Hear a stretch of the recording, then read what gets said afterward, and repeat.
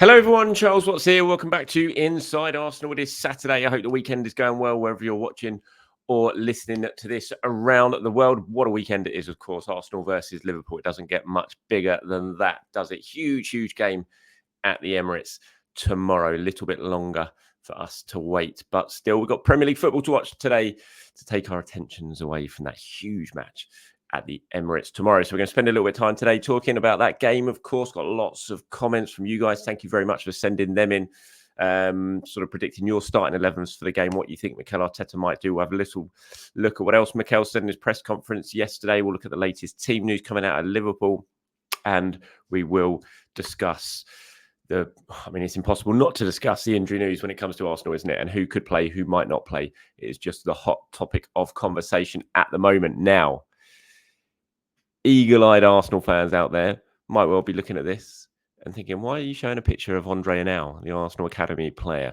But as usual, Arsenal Twitter picks it up yesterday. If you look behind him there, that does look suspiciously like Jurrien Timber, doesn't it? This was a picture taken in yesterday's training session after the cameras had gone. Of course, when Sky were down there doing their 15-minute broadcast before the press conference, there was no sign of Jurrien Timber, Bukayo Saka.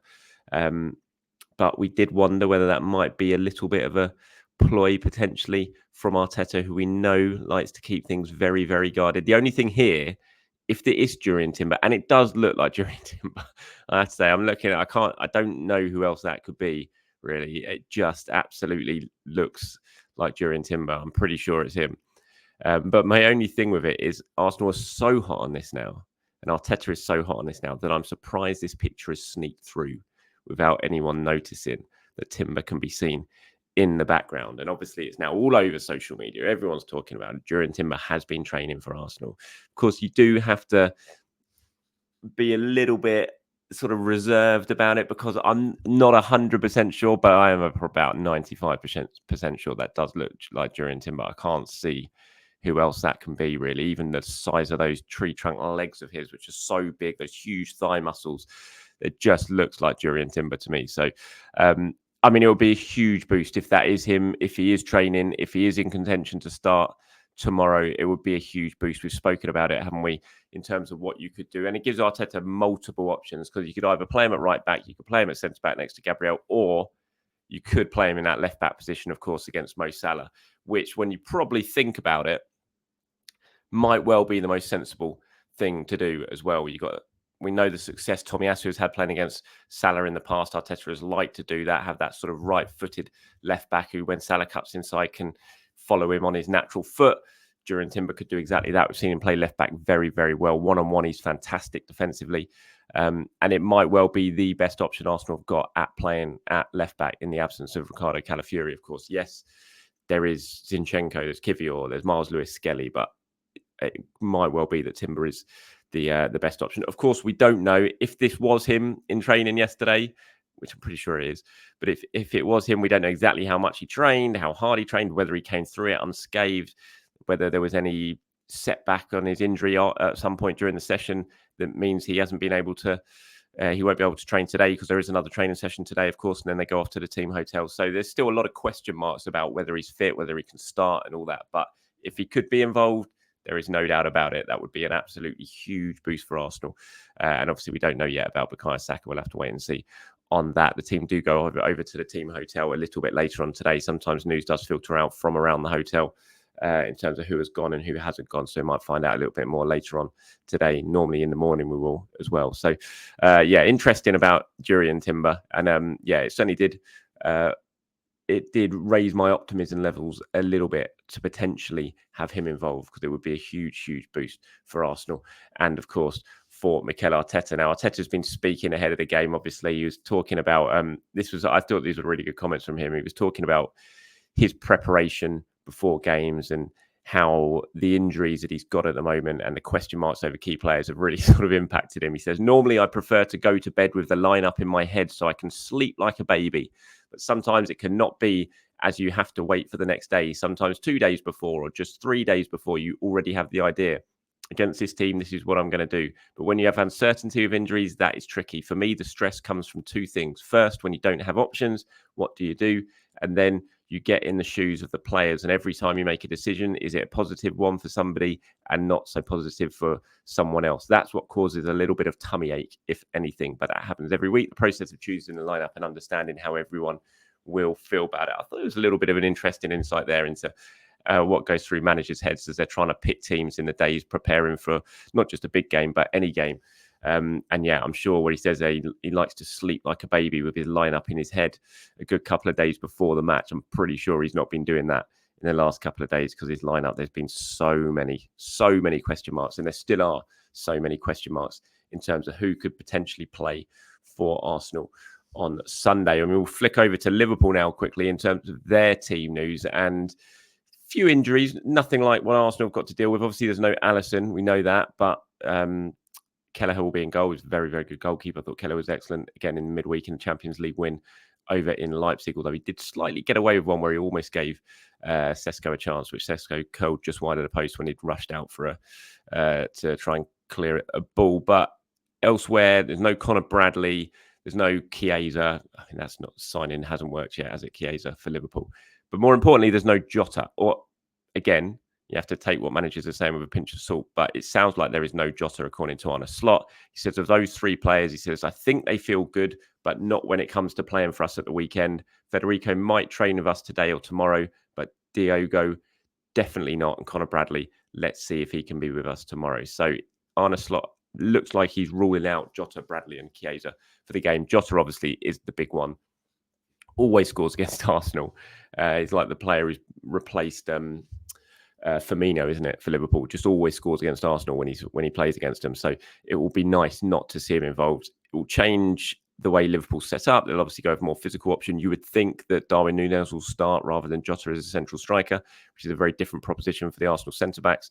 Real strong, real physical battle. You'd imagine Gabriel will be licking his lips for that battle, though. It's a type of battle he loves. Look at him against Erling Haaland, for example.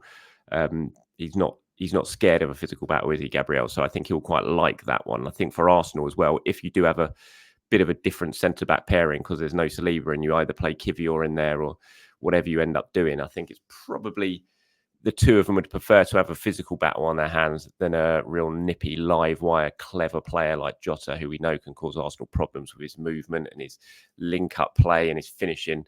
And he's also very, very good in the air, despite being pretty short, certainly in terms of Darwin Núñez standards. So that's the team news from Liverpool. Looks like there's no Conor Bradley, no Alisson definitely, no Jota definitely, and no Federico Chiesa. Not quite as extensive an injury list as Arsenal, but still a few players missing nonetheless. Right, moving on now to Arne Slot's Liverpool. Obviously had a fantastic run. If they win at the weekend, that'll be 7 away games in a row, victories in all competitions for Liverpool, which would be a remarkable run of form, especially considering they're doing it all under a new manager. Arne Slot's obviously taken things on from Jurgen Klopp and done very, very well so far in this start.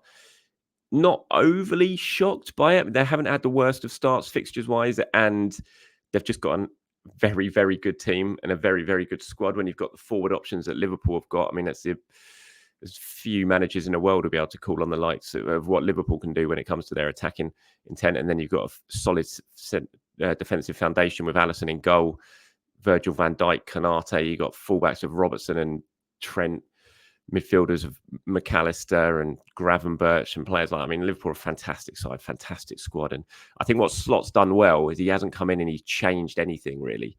He's just come in and just let them do it. I think there's a different style of play to Liverpool slightly more. I think they're not quite as chaotic as maybe they were under Jurgen Klopp, as emotional as they were under Jurgen Klopp. I think he's brought more of a calmness to them.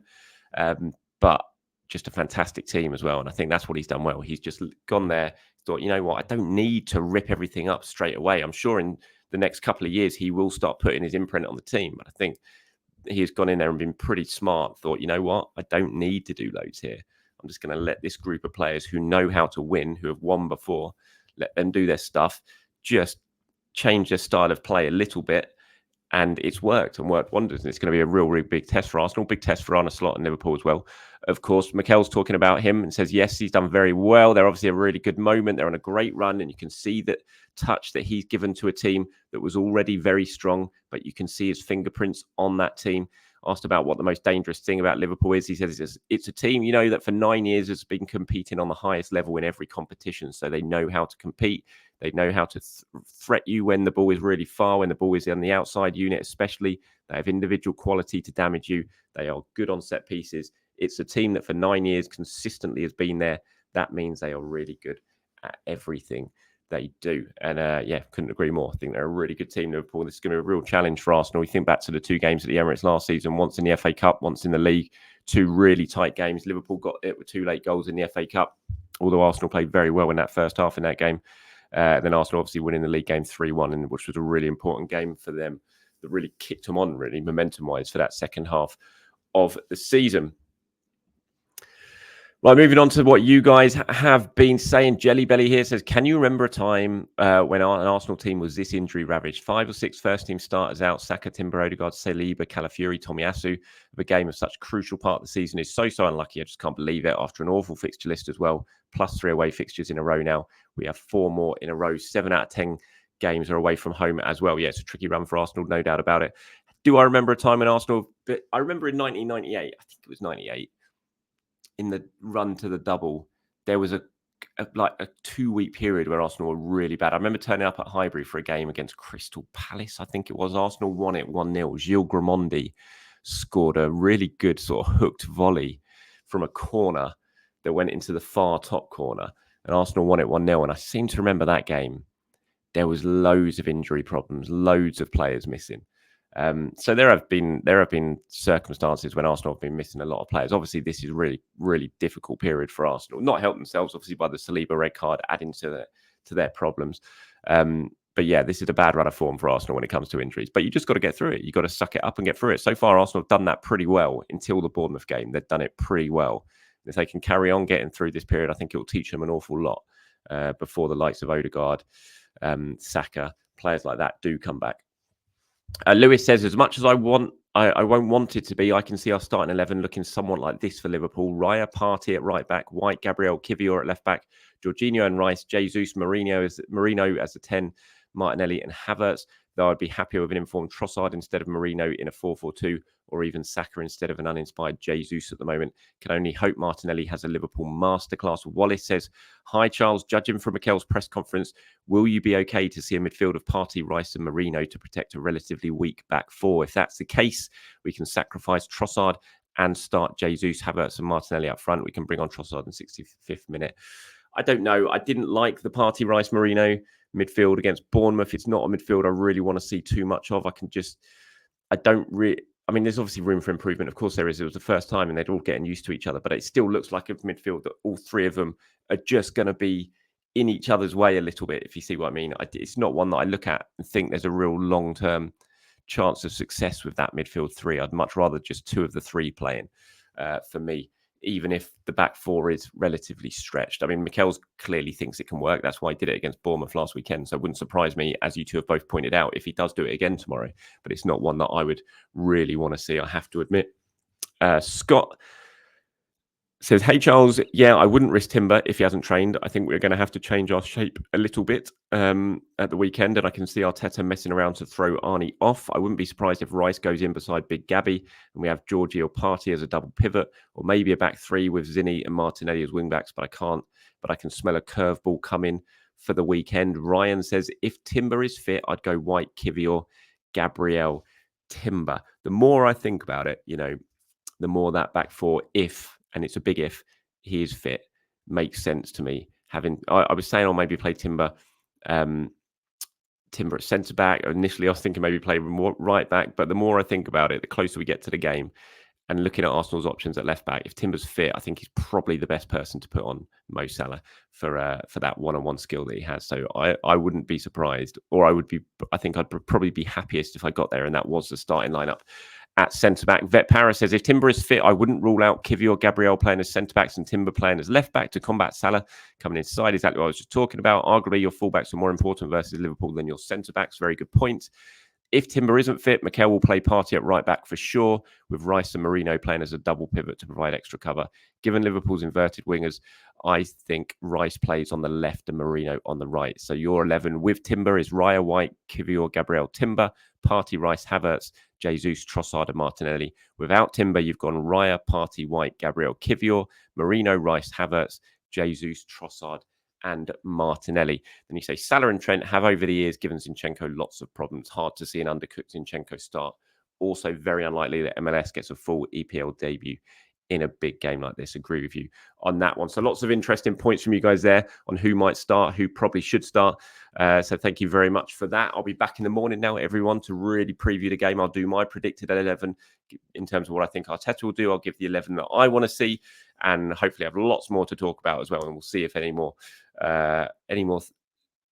photos, shall we say, emerge from Arsenal to see if Saka, Timber, anyone else is fit for this huge game. Have a great Saturday, everyone. Enjoy whatever it is you're up to, and I'll speak to you tomorrow. Bye-bye.